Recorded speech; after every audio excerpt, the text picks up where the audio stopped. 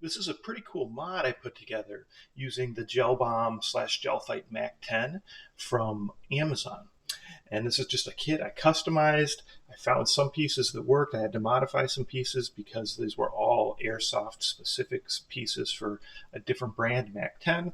However, with some resizing, with some building, so to speak, of STL files, I was able to go ahead and put together this really cool kit.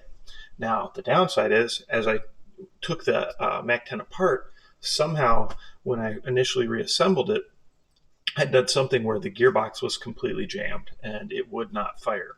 So I was able to swap in a gearbox from a Quasar DR12. It's the same internals.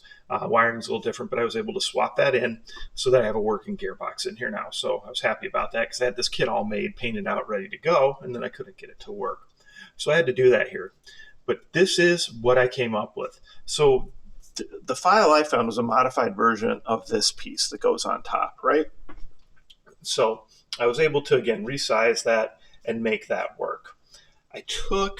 So we still have the priming or charging right here, and you can see it's ambidextrous, it's on both sides. And that was a custom piece I made using, it's called a Radian Raptor charging handle. So I customized that so it could sit over the top of the little knob that's there for charging, that knob.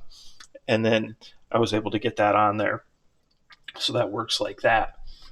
This front piece, I decided, hey, I've got so many M4A1 handguards, the standard ones, it'd be cool to kind of incorporate that in there. So I made it so that it could mount to that. So, and everything can come off using screws, using a lot of threaded or heat inserts or rivet nuts if needed. So we've got that piece there, and we've got this front piece, and then here's kind of my crown, I guess you'd call it, or flash hider type thing on the front end. Now, I couldn't get the T-piece off of the metal barrel at all, and I didn't want to ruin it. It's a very specific T-piece to this blaster. So, the barrel still terminates at its normal spot. It's just got a long, very wide outer barrel in there that it can shoot through, and that should cause no barrel drag. It's so big. So we shouldn't see any difference in FPS. But it's possible that it slows it down a little bit. You just never know when you're doing that. At this end, I basically customized a piece to use to be able to put a buffer tube on there, right?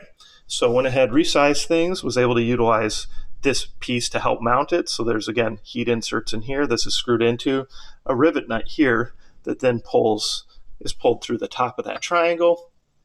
I thought since I wanted to match that kind of triangle, go ahead, put some canted riser or canted rails there, and then this one up here. So they don't line up perfectly, but a lot of times, a lot of the stuff we're putting on these blasters, especially something like this that doesn't have tons of range, are really for cosmetics. So that's what we did there. Went, of course, with the desert tan and the black look. Thought that was cool. But overall, very happy with it. Everything still functions fine. It is amazing the amount of stuff jammed in here when it comes to wiring and when it comes to the gearbox. These gearboxes are so small and tight, it's really hard to do anything if something inside the gearbox breaks, the gears line up differently. I'm sure people can do it.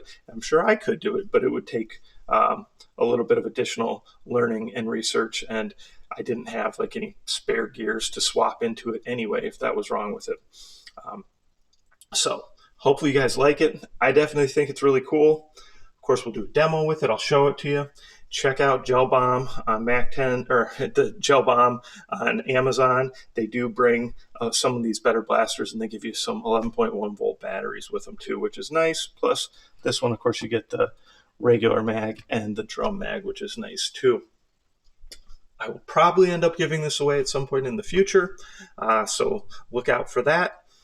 But that'll probably be what happens with it eventually. I'll use it a little bit, primarily for videos.